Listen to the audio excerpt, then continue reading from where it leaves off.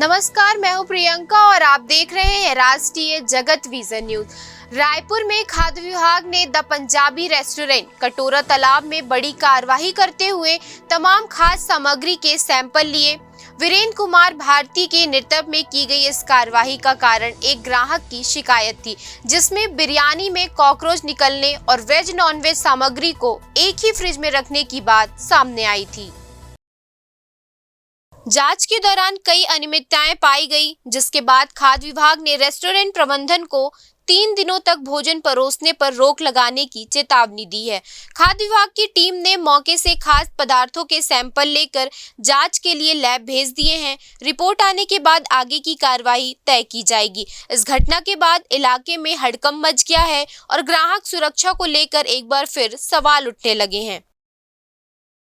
फिलहाल इस खबर में इतना ही। देश प्रदेश की खबरों से अपडेटेड रहने के लिए हमारे चैनल को सब्सक्राइब करें। नए खबरों के नोटिफिकेशन के लिए बेल आइकॉन जरूर दबाएं। नमस्कार।